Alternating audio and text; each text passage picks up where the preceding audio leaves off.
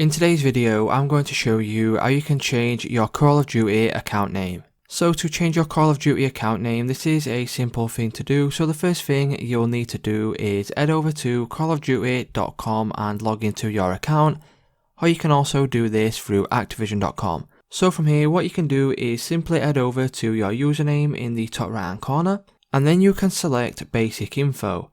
Once you select basic info, what that will do is it will bring you over to this page here, and from here, as you can see under personal information, there is an option now for full name.